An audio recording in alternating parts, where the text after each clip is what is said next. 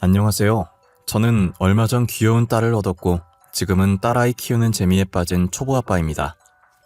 저희 어머니가 입에 달고 다니는 말은 너 같은 자식을 낳아봐야 부모의 마음을 알게 된다는 것이었어요. 저만큼이나 천반직축인 딸을 보니 저희 어머니의 마음이 어느 정도 이해가 되더라고요. 그렇게 손주 보고 싶다고 노래를 부르시더니 그래도 손주 얼굴은 한 번 보고 눈을 감으셨네요. 저와 아내는 아직도 저희 어머니 이야기가 나오면 눈물을 흘립니다. 살면서 고생만 하다 가신 저희 어머니를 생각하면 여전히 가슴 한가운데가 욱신거리죠. 이제야 자식 노릇 제대로 하려고 하는데 어머니는 저희를 기다려주지 않으시네요. 저는 지금부터 여러분들께 저희 가족에 대해 이야기해보려고 해요. 저희 집안을 한 단어로 표현하라고 한다면 자수성가라는 단어가 제일 잘 어울리는 집안이네요. 저희 집안은 시대를 거슬러 올라가도 뼛속부터 흙수저인 집안이었어요. 재벌가와 결혼해서 인생 역전하는 건 정말 드라마에나 있는 일이었죠.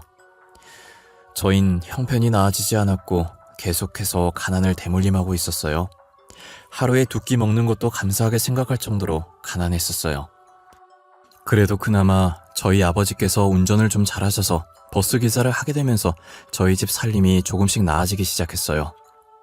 하루 두 끼도 못 먹을 때 많았는데 이제 든든하게 세 끼 먹을 수 있으니 정말 감사한 일이었죠.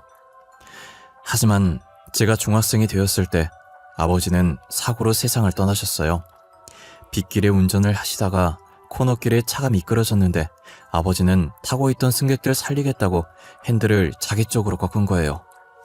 그렇게 승객들은 타박상 정도로 끝났고 아버지는 현장에서 사망하셨어요. 어머니도 저도 슬펐지만 아버지의 선택이 옳았다고 생각했어요. 자신의 희생으로 많은 사람들을 살리셨으니까요. 저는 찰나의 순간에도 그런 생각을 했던 아버지가 항상 자랑스러웠어요. 하지만 아버지의 부재로 저희 집은 다시 가난해져갔고 어머니는 이대로 있을 수 없다고 생각하셨는지 아버지의 사망보험금과 아버지 월급 모아둔 것을 들고 분식집을 차리셨어요. 가게 뒤편에 방 2칸짜리 집을 딸려 있었는데 건물주께서 저희 사정을 딱하게 생각하시고 보증금을 원래 받으려고 했던 것보다 적게 받으셨어요. 당연히 월세도 절반 가까이 줄여주셨죠. 저희는 건물주를 잘 만나 남들보다는 적은 돈으로 장사를 시작했어요. 학교 바로 밑에 있었기 때문에 아이들도 많이 사 먹고 아이들 기다리는 부모님들도 자주 사 먹었어요. 그렇게 아이고 어른이고 할 것 없이 너도 나도 저희 분식점을 찾아주셨죠. 근처에 저희 말고 다른 분식점도 없어서 저희 집이 독점했다고 생각하시면 돼요. 어머니는 제가 성인이 되었을 때도 계속해서 장사를 하셨었어요. 저는 직장을 잘 다니다가 사업에 관심을 가지기 시작했고 사업에 대해 공부하면 할수록 잘할 수 있을 것만 같은 자신감이 생겼어요. 그래서 겁도 없이 무턱대고 사업을 하겠다고 뛰어들었죠. 어머니는 남자들 한 번씩은 사업 생각 다 한다고 해보고 싶으면 하라고 저를 응원해 주셨죠. 그러더니 10년간 해온 분식집을 처분해서 그 돈으로 제 사업에 보태라고 하시는 거예요. 저는 그동안 어머니가 어떻게 살았는지 잘 아는데 이 돈을 어떻게 쓰냐고 안 받겠다고 했어요. 진우야, 이 돈 받아. 그동안 내가 모은 돈이랑 분식집 처분한 돈이야. 돈이 있어야 사업도 할 수 있는 거야. 그러니 이 돈 받아서 하고 싶은 사업 시작해. 어머니, 저는 이 돈 받을 수 없어요. 어머니께서 어떻게 모아온 돈인데요. 그리고 분식집은 왜 처분하셨어요? 10년 동안 꾸준히 해오시던 거잖아요. 이제 그만할 때도 됐지 뭐. 안 그래도 분식집 처분하려고 했었어. 건물주가 바뀌었는지 어떤 남자가 이제 자기 건물이라고 나보고 나가라고 하더라고. 네? 그게 진짜예요? 아니, 자기가 건물주면 다야? 갑자기 그렇게 나가라고 하는 법이 어디 있어? 그럼 어머니 어디서 지내시려고요? 지낼 곳 있는 거예요? 없으면 제가 지내는 원룸에서 같이 살아요. 아니야, 조그만 단칸방 하나 구해서 지내고 있어. 걱정하지 마. 내가 발 뻗고 잘 것도 안 구하고 너한테 이 돈 주는 걸까봐? 빨리 받아. 안 받아주면 엄마가 서운하지. 내가 너 첫 투자자다. 잊지 마. 저는 어머니의 성화에 못 이겨 어머니가 주신 봉투를 받아들였어요. 2번은 없다는 각오로 악착같이 준비해서 사업을 시작했어요. 저는 발에 땀나도록 뛰어다니며 여러 투자자들을 만나 기획안을 돌렸어요. 며칠간 아무에게도 연락이 없어서 이대로 시작도 못 해보고 포기해야 하나 싶었는데 저를 투자해주겠다는 사람들이 하나둘씩 나타나게 된 거예요. 저는 투자자들 덕분에 운 좋게 사업에 성공할 수 있었어요. 어머니께서 분식집을 운영했던 것처럼 저도 음식 사업을 했어요. 요즘같이 바쁜 현대인들이 퇴근 후 집에서 혼자 밥 차려 먹기도 귀찮아하기 때문에 간단하게 먹을 수 있는 즉석식품들을 만들어서 팔았어요. 처음엔 끼니를 해결할 수 있는 음식들을 위주로 만들어 판매하기 시작했지만 점차 범위를 넓혀 간식들이나 안주로 먹을 것들도 만들어서 팔았어요. 어른부터 아이까지 전부 즐길 수 있는 것들로 만들어 판매했죠. 가끔 이벤트로 그 시대 추억의 간식들도 만들어서 팔았어요. 저는 살면서 처음으로 큰돈을 만져봤어요. 없던 사람이 갑자기 큰돈을 만지면 정신 못 차린다고 하잖아요. 저도 처음엔 이 큰돈을 어떻게 해야 하나 정신을 못 차리겠더라고요. 부자들이 보면 고작 이 돈 가지고 그렇게 유난이냐고 하겠지만 저는 난생 처음 만져보는 돈이라 우리나라에서 제일 돈이 많은 부자가 된 기분이었어요. 한참 정신 못 차리고 있을 때 어머니 얼굴이 눈앞을 지나갔고 저는 마음가짐을 다시 잡았어요. 사람 일이라는 게 언제 어디서 어떤 일이 생길지 모르는 것이니 어머니께 받았었던 돈은 다시 돌려드리고 나머지는 모아두기로 했어요.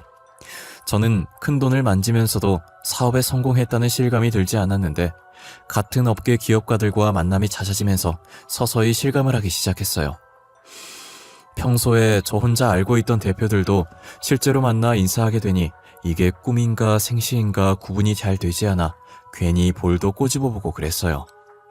이분들과 제가 감히 어깨를 나란히 해도 되는 건지 이렇게 말을 섞어도 되는 건지 오만 가지 생각을 하면서 속으로 얼마나 호들갑을 떨었는지 몰라요. 그분들과 인사하면서 악수하는데 손끝이 찌릿찌릿했어요. 그래도 처음이 어색하지 몇 번 그런 모임에 참석하고 나니 나름 적응이 되더라고요. 아무래도 사업을 하려면 인맥이 있어야 해서 귀찮아도 인맥을 쌓기 위해 모임을 빠지지 않고 나갔어요. 경험이 쌓이면서 시야도 넓어지고 긴장도 되지 않았고 천천히 주변을 둘러보는 여유도 생겼죠. 그래도 몇 번 나갔다고 사람들이 저를 하나둘씩 알아보기 시작하더라고요. 항상 제가 먼저 가서 인사하고 말 걸었는데 이젠 제게 먼저 말 걸어주시는 분들도 계셨어요. 역시 말을 해보니 원래 부자였던 사람이랑 이제 돈 조금 만져본 사람이랑은 확실히 달랐어요. 그분들과 제가 사는 세계는 정말 천지 차이더라고요. 저는 그 사이에서 주눅들 뻔했지만 모르는 건 모른다고 당당하게 나가기로 했어요. 모르는 걸 사실대로 말하고 새롭게 배우는 건 창피한 일이 아니잖아요. 용기가 없어서 모르는 걸 모른다고 하지 못하는 게 창피한 일이죠. 저는 모임에서 많은 것을 배웠고 또 특별한 인연을 만났어요. 그 인연은 바로 유명한 기업의 딸이자 지금 제 아내인데요. 아내는 당시 제가 재벌가들 사이에서 기죽지 않고 몰랐다고 또 하나 배워간다고 말하는 모습이 너무 당당해 보이고 보기 좋았대요. 보통은 기 죽이려고 일부러 하는 말들이어서 그들의 기에 눌려 주눅들기 마련인데 제가 오히려 능글맞게 웃으면서 당당하게 대처하니 멋있었다더라고요. 다른 사람들과는 다르다는 느낌을 받았고 그런 제게 반해서 적극적으로 대시를 했다고 하더라고요. 아내는 중요한 자리일 때만 부모님 얼굴에 먹칠하지 않으려고 명품으로 빼입고 다니지만 평소에는 부잣집 딸이라는 걸 까먹을 만큼 수수하게 지냈어요. 먹는 것도 고급진 레스토랑보다는 길거리 음식들을 더 좋아했죠. 떡볶이를 먹을 때 얼마나 행복해하는지 몰라요. 언제부터 떡볶이를 좋아했냐고 물으니 기억은 잘 안 나는데 중학생 때부터인 것 같대요. 비교적 최근에 장모님께서 돌아가셨는데 돌아가시기 전까지는 가끔 떡볶이를 사들고 집에 왔었대요. 그때 먹었던 떡볶이가 지금까지 먹었던 떡볶이 중에 제일 맛있었다고 하더라고요. 아내는 제게 이야기하면서 돌아가신 장모님이 생각난 건지 눈가가 촉촉해지더라고요. 저와 비슷한 아픔이 있는 아내를 제가 평생 보듬어주고 싶었어요. 아내의 가정사만 듣는 건 예의가 아닌 것 같아서 제 가정사도 이야기해줬어요. 아버지가 버스 기사셨는데 사고로 돌아가셨고 어머니는 최근까지 분식집 하다가 그만두셨다고요. 아내와 저는 서로의 아픔을 누구보다 잘 이해하고 보듬어 주었어요. 저희는 남은 인생 함께 하자는 약속을 했고 결혼을 허락받기 위해 양가 부모님을 찾아갔어요. 어머니는 제가 좋으면 좋은 거라고 별다른 말 없이 흔쾌히 결혼을 허락해 주셨고 장인어른은 당연히 저희 집안을 마음에 안 들어 하셔서 결혼을 허락하지 않으셨어요. 같은 사업하는 사람으로서 집안이 얼마나 중요한지 잘 알지 않냐고 하시면서요. 저는 너무 잘 알기에 장인어른 말에 아무 말도 할 수가 없었어요. 제가 아무런 말도 못하자 늘 차분하고 조용하던 아내가 나서더라고요. 결혼은 제가 하고 싶은 사람이랑 하고 싶어요. 지금까지 아버지가 원하는 대로 다 했잖아요. 결혼만큼은 제가 하고 싶은 대로 하게 해주시면 안 돼요? 그래, 하고 싶은 사람이랑 해. 나는 하지 말라고 말린 적 없어. 대신 집안 괜찮은 사람들 중에 하고 싶은 사람을 고르란 말이야. 그게 그렇게 어려운 일이니? 네, 저한테는 어려운 일이에요. 사랑하지도 않는 사람과 어떻게 결혼해요? 아버지는 하실 수 있겠지만 저는 절대 할 수 없어요. 그러니 말리지 마세요. 네가 그렇게 나온다면야 말리지 않겠다. 너희 결혼해. 대신 너가 선택해야 할 것이야. 가진 것 없이 이제 막 회사 세운 저자를 선택할 건지 아니면 이 아비를 선택할 건지. 저는 진우 씨 선택할게요. 더 이상 아버지 소나기에 휘둘리고 싶지 않아요. 그동안 감사했습니다. 결혼식에는 안 오셔도 돼요. 저희들이 손잡고 입장할 거라 아버지 없어도 되거든요.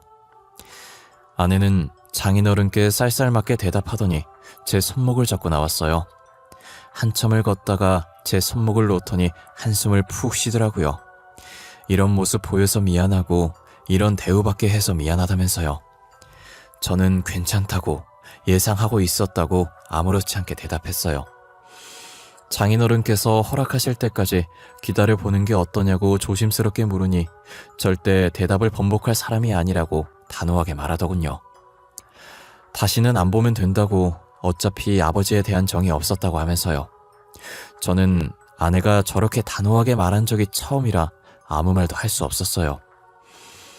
아내는 빈말이 아니었는지 정말 장인어른과 연을 끊었고 결혼을 할 때도 청첩장을 드리지 않았어요.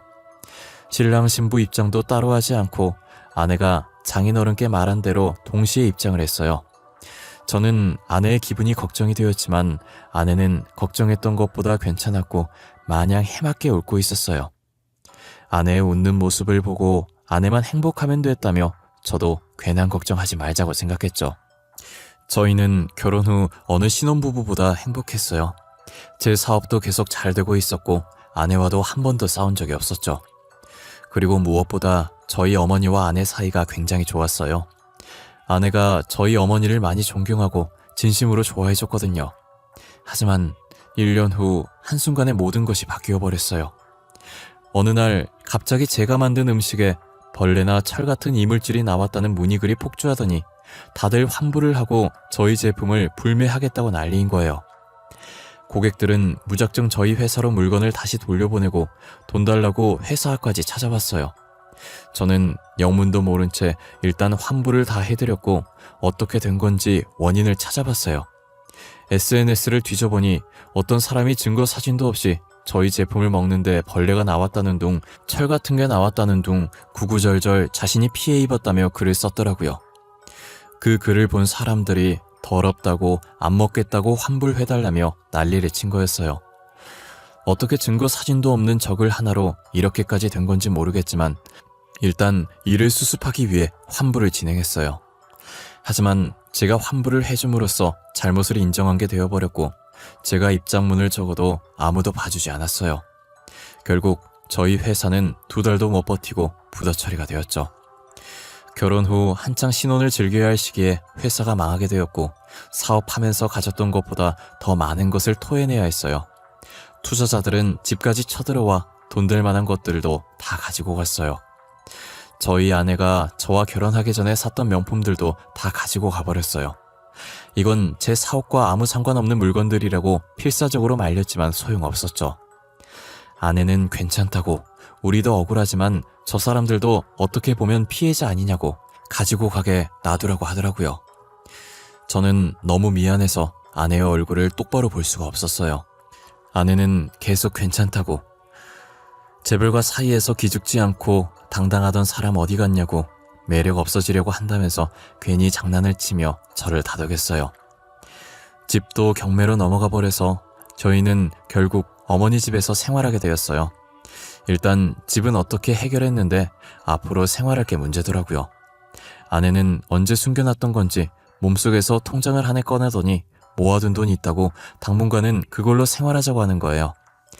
저는 그 돈으로 평생 살 수 있는 것이 아니었기 때문에 막노동이라도 뛰어야겠다는 생각을 했어요. 막노동이라는 게 무거운 것도 많이 들고 고생을 많이 해야 해서 몸은 조금 힘들지만 돈은 쏠쏠하더라고요. 이 돈이면 금방 모아서 투룸 월세방 정도는 얻을 수 있을 것 같았어요. 저희는 최대한 아껴 쓰고 제가 벌어오는 돈을 모아서 더 큰 집으로 이사갈 계획을 짰어요. 하지만 당시 한여름이라 장마철로 비가 계속 오는 바람에 한동안 일을 나갈 수가 없는 거예요. 저희 집에서 일하는 사람은 저밖에 없었는데 제가 일을 못 나가니 난감하더라고요. 아내도 가만히 지켜보다가 이대로는 안 되겠다고 생각이 들었는지 결심했다는 표정으로 자기가 돈 구해오겠다고 하면서 집을 나가는 거예요. 그렇게 집을 나간 아내는 한동안 집에 돌아오지 않았어요. 저와 어머니는 아내가 연락을 해도 받질 않아 걱정이 되어 실종신고라도 해야 하나 했어요. 그러나 며칠 뒤 잘 있으니까 걱정 말라고 당분간은 어떤 연락도 하지 말라는 문자만 하나 와 있더라고요. 저는 아내가 어디서 뭘 하는지, 잘 먹는지, 잘 자는지 걱정되긴 했지만 일단 아내의 말을 듣기로 했어요. 그동안 저는 장마철이 지나서 다시 막노동을 뛰기 시작했어요. 푹푹 찌는 날씨와 공사장 먼지들, 그리고 쉴 틈 없이 흐르는 땀까지 제 몰골은 말이 아니었어요. 그늘도 없이 일을 하니 피부는 새까맣게 타다 못해 살가죽에 화상을 입은 건지 아팠어요. 저는 근무를 마치고 그런 몰골로 지쳐서 힘없이 터덜터덜거리며 집으로 향하고 있었어요. 목에 걸려있던 수건으로 다리 쪽에 묻는 흙들을 탈탈 털면서 가고 있는데 반대편에서 굉장히 낯익은 여자가 제 쪽으로 걸어오고 있더라고요. 가까워지면서 점점 또렷해지는 여자의 얼굴을 자세히 보는데 제 아내인 거예요. 아내 옆에 남자가 있어서 보니 장인어른이더라고요. 아내가 저를 못 본 건지 그냥 지나치려고 하길래 제가 순간적으로 아내의 손목을 잡아버렸어요. 아내는 손목이 잡히자 기분 나쁘다는 표정으로 쳐다보다가 저인 걸 확인하고 놀라더라고요. 그러니 이내 불쾌하다는 표정으로 다시 바꾸고 자신의 손목을 잡고 있는 제 손을 뿌리치더라고요. 뭐야? 내 손목을 왜 잡아? 당신 변태야? 그리고 우리 끝난 사이 아니야? 헤어질 때 구질구질하게 매달리지 않기로 약속했잖아. 갑자기 왜 이래? 지연아, 너야말로 왜 그래? 우리가 언제 헤어졌다고 그러는 거야? 집엔 언제 들어오는 거야? 어머니가 너 걱정 많이 하셔. 무슨 소리야? 내가 벌레 득실거리는 집에 다시 왜 가? 혹시 나랑 헤어지고 충격받은 거야? 그래서 머리가 어떻게 된 거냐고. 제발 다시는 나랑 마주쳐도 말 걸지 마. 알겠어? 아내는 못 본 사이 많이 바뀌어 있었고 예전 장인어른께 했던 것처럼 쌀쌀하게 저를 대했어요. 제가 무슨 말을 걸어도 이미 우리는 끝난 사이라며 아내는 매정하게 돌아섰어요. 이혼 도장을 찍은 것도 아니고 끝낸 적이 없는데 계속 끝난 사이라고 말하는 아내가 이해가 안 갔어요. 이해를 해보려고 노력을 해봤지만 지금 무슨 상황인지 도무지 모르겠더라고요. 영 끊었던 장인어른과 함께 있는 상황도 마찬가지고요. 저는 아내가 갑자기 제게 저렇게 할 사람이 아니라는 걸 잘 알기에 그럴 만한 사정이 있을 거란 생각이 들어서 아내를 믿고 기다려보기로 했어요. 하지만 며칠이 지나고도 아내에게 연락이 없었고 집에 돌아오지도 않았어요. 혹여나 전에 마주쳤던 장소를 가면 다시 만날 수 있지 않을까 하는 마음에 퇴근 후 기웃기웃 거려보았지만 아내의 머리카락 한 올 볼 수 없었어요. 일주일 정도 지났을까 아내를 볼 수 있을 거란 희망을 가지고 찾은 장소엔 어머니가 계셨어요. 어머니는 거리를 돌아다니며 버려져 있는 소주병과 맥주병을 주고 계시더라고요. 저번에도 살림에 보태겠다고 소주병 맥주병 줍고 다니셔서 그러지 말라고 했는데 또 저 몰래 나와서 줍고 계신 거예요. 저는 어머니를 모시고 집으로 가려고 가까이 다가갔는데 그때 딱 마침 아내가 보이는 거예요. 저번에 마주쳤던 것과 똑같이 장인어른과 함께 있더라고요. 아내 옆에 소주병 하나가 있어서 어머니가 아내 쪽으로 다가가는 거예요. 어머니는 아내를 못 보고 소주병을 집으려고 팔을 뻗다가 이내 다리에 손이 살짝 스쳤어요. 아내는 손으로 다리를 털면서 어머니를 째려보더라고요. 저기요 할머니, 소주병 줍는 더러운 손으로 지금 어딜 만지시는 거예요? 아유, 미안해요. 제가 소주병만 보느라 사람을 미처 못 봤네요. 죄송합니다. 아가? 너 지연이 아니니? 집에는 왜 안 들어오는 거야? 살았는지 죽었는지 연락이 안 돼서 얼마나 걱정했는데. 할머니까지 이러시네. 저 그이랑 헤어졌어요. 못 들으셨어요? 저희 이제 아무 사이도 아니라고요. 남남이에요. 그리고 제발 더러운 손 좀 치우세요. 야, 뭐? 더러운 손? 너 말이 심하다. 됐다. 이제 말 섞기도 싫어. 언젠간 돌아오겠지, 사정이 있겠지 하면서 끝까지 너 믿었던 내가 바보지. 그래, 이제 아는 척하지 말자. 저는 어머니께 막말하는 아내에게 참을 수가 없었어요. 저한테나 어머니한테나 상처 주는 말 아무렇지도 않게 하면서 남남이라고 강조하는데 아무래도 이혼을 원하는 것 같아서 아내 뜻대로 해주기로 마음먹었어요. 저는 이혼 서류를 작성해서 나머지 반 채워서 제출하라고 아내의 집으로 서류를 보냈어요. 몇 번이고 이혼 서류를 보냈지만 답은 돌아오지 않았어요. 그러다 한 달이 지나고 아내가 다시 집으로 돌아온 거예요. 어머니는 잘 돌아왔다며 아내를 반기는데 저는 저희에게 막말하던 아내가 반갑지 않았어요. 남남이라고 매몰차게 굴 땐 언제고 여기는 어쩐 일로 오셨대? 아, 드디어 이혼 서류 작성해서 가지고 온 거야? 한 달이나 지나서? 여보, 그런 거 아니야. 내가 다 사정이 있어서 그랬어. 당신한테도 어머님한테도 너무 미안해. 어머님, 막말해서 죄송해요. 그때 한 말은 마음에도 없는 소리였어요. 저도 어쩔 수가 없었어요. 아내는 자신이 저희에게 막말을 할 수밖에 없었던 이유를 말하기 시작하더라고요. 장인어른이 마지막 기회를 주겠다고 지금이라도 저희를 버리고 집으로 돌아오면 재산을 남겨주겠다고 했다더라고요. 그때 장인어른은 병에 걸려 있어서 살 날이 얼마 남지 않았었대요. 죽기 전에 재산 분배를 해야 하는데 그 돈이 전부 장모님 돈이었다고 하더라고요. 어떻게 된 건지 자세히 설명해보라고 했더니 장인어른은 아내의 친부가 아니었어요. 아내의 친아버지는 일찍이 돌아가셨었고 지금 장인어른은 4년 전쯤 장모님과 재혼한 사람이다더라고요. 장모님 돈을 보고 일부러 접근했고 장모님은 몸이 좋지 않으셔서 살 날이 얼마 남지 않았다는 생각에 혼자 남을 아내가 걱정돼서 재혼을 했다고 하시더라고요. 그렇게 장모님이 돌아가시고 장모님이 가지고 있던 건물과 돈 그리고 회사까지 장인어른이 챙기신 거예요. 그러다 최근 장인어른도 병에 걸리게 됐고 아내에게 재산 조금이라도 받고 싶으면 집으로 오라고 한 거죠. 아내는 장모님 재산을 다시 되찾아야겠다고 생각했고 혹시라도 장인어른이 재산을 다른 곳에 빼돌릴까봐 저와 인연을 끊은 척하고 장모님 재산을 지킨 것이었어요. 장인어른이 만나고 있던 여자가 있긴 했지만 다행히 그 사이에 아이가 없었더라고요. 그래서 모든 재산을 자식으로 올라가 있던 아내가 다 가지고 올 수 있었어요. 모든 재산을 상속받고 나서 다시 저희 앞에 나타난 거죠. 아내는 그동안 너무 미안했다고 재산을 받기 위해선 어쩔 수 없었다고 우는 거예요.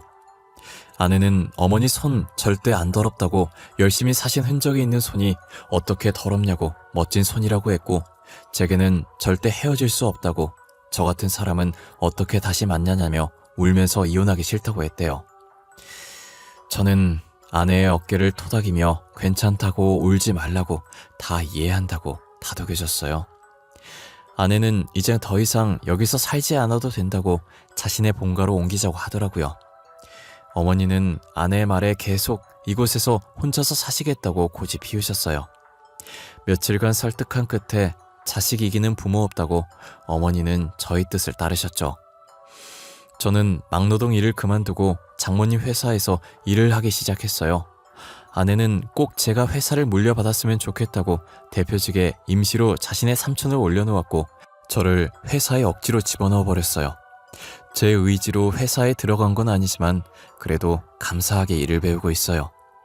이제 어느 정도 일을 배웠을 때 아내는 조그만 생명도 제게 안겨주었어요. 제게 초음파 사진을 내미는데 얼마나 가슴이 벅차던지 입을 떡하니 벌린 채 아무 말이 안 나왔어요. 어머니도 아내의 임신 소식을 들으시고 너무 좋아하셨어요. 아이가 입맛이 아내를 닮았는지 떡볶이가 땡긴다면서 아내가 계속 떡볶이를 찾더라고요. 어머니는 간만에 실력 발휘를 해야겠다며 주방으로 향해서 열심히 떡볶이를 만드셨어요. 아내는 떡을 하나 집어먹더니 조용히 젓가락을 내려놓고 어머니를 쳐다보는 거예요. 그러더니 어떻게 만든 거냐고 예전에 장모님이 사주셨던 떡볶이 맛이랑 똑같다고 하더라고요. 어머님, 이 떡볶이 어떻게 만드셨어요? 저희 엄마 살아계실 때 사오시던 떡볶이 맛이랑 똑같아요. 아유, 그냥 손으로 대충 쓱쓱 만들었지. 사돈이 우리 집 단골 손님 중 한 분이셨나 보네. 3년 전까지만 해도 내가 분식집을 했었거든. 나름 장사도 잘 되고 좋았지. 분식집 하셨다는 얘기 남편한테 들은 적 있는 것 같아요. 저희 엄마가 어머님 가게에서 사오신 거구나. 어떻게 이런 인연이 다 있지? 세상 참 좁다, 안 그러니? 건물주 사장님이 여자였는데 지금 보니까 너랑 똘 닮았구나. 학교 앞이라 장사 잘 됐었어. 건물주가 남자로 바뀌면서 장사를 접었지만 참 추억이 많은 가게였어. 남자로 바뀌었다고요? 어머님께서 3년 전에 일 그만두셨다고 했으니 어머님 혹시 그 건물 띵띵 초등학교 앞이셨어요? 그럼 저희 엄마 건물인 것 같은데. 알고 보니 어머니께서 장사했던 건물이 장모님 건물이었고 저희에게 인정 베푸셨던 분이 장모님이셨어요. 어떻게 이런 우연이 다 있냐면서 세상이 좁아도 이렇게 좁을 수 있냐며 서로 신기했어요. 그리고 저희 어머니를 가게에서 내쫓은 건 장모님 재산을 가진 장인어른이셨죠. 어머니와 저는 어떻게 건물 가지자마자 그렇게 매정하게 가게 빼라고 할 수 있냐고 괘씸해하고 있는데 아내는 우물쭈물거리면서 말을 할 듯 말 듯 망설이더라고요. 저는 하고 싶은 말 있으면 하라고 했고 아내는 어차피 이제 죽고 안 계시니 다 말하겠다고 하더라고요. 그러더니 제 회사가 망한 것도 다 장인어른 때문이라는 거예요. 증거 사진 없이 저희 회사 제품에 대해 떠들고 다닌 게 장인어른의 짓이었대요. 알바를 고용해서 그런 글들을 쓰게 하고 주문했다가 취소시키게 만들었어요. 아내도 다시 집에 들어갔을 때 장인어른에게 직접 들었다고 하더라고요. 우리처럼 힘 있으면 누군가를 한순간에 망하게 할 수 있다고 저들처럼 힘 없으면 당하는 거라고 했대요. 아내는 그 말을 듣고 자기도 아무것도 가진 것 없이 장모님 돈으로 누리고 있으면서 약자들을 괴롭힌다면서 속이 들끓었다고 하더라고요. 하지만 괜히 장인어른 심기 건드렸다가 아무것도 못 얻고 쫓겨날까봐 아무 말도 못했대요. 사람이 어떻게 그렇게까지 못될 수 있나 모르겠어요. 그러니 하늘이 노하셔서 천벌을 받아 병으로 일찍 죽은 거겠죠. 저는 장인어른처럼 살고 싶지 않았고 절대 그렇게 살지 않으리라 마음먹었어요. 지금도 항상 그 마음을 가지고 기부도 많이 하고 보호가 필요한 사람들을 도와드리고 있어요. 이제 지켜줘야 할 아이까지 생겼으니 좋은 아빠, 좋은 남편이 되려고요. 며칠 전 아이가 태어났는데 다행히 아내를 닮아 너무 이쁘더라고요. 하지만 저희는 아이가 태어난 기쁨을 온전히 누리지 못했어요. 저희 어머니께서 아이를 보고 이틀 뒤에 돌아가셨거든요. 어머니께서 당뇨가 있으셨는데 저희한테 짐들까봐 말을 안 하셨더라고요. 그렇게 저희에게 티도 안 내고 혼자서 아파하시다가 주무시면서 돌아가셨어요. 어머니 사망 소식에 저보다 아내가 더 많이 울었어요. 저번에 길거리에서 어머니께 마음에도 없는 소리 한 개 계속 걸렸던 거예요. 너무 죄송하다고, 사랑한다고 말해도 모자랄 시간에 자신이 그랬다면서요. 이미 어머니는 용서하셨지만 자기가 자신을 도무지 용서할 수가 없대요. 아내는 마지막으로 어머니를 보내면서 꼭 저희 자식으로 태어나서 사랑만 받으며 살라고 다시 만나자고 했어요. 지금도 여전히 저희는 어머니를 그리워하고 있어요. 언젠가 저희 자식으로 태어나 주시지 않을까, 그렇게 곁에 다시 와주시지 않을까, 그런 기대로 하루하루를 살아가고 있어요. 제 이야기는 여기서 끝을 내보려고 합니다. 지금까지 저의 긴 이야기를 들어주셔서 감사하고 늘 건강하시길 바랍니다.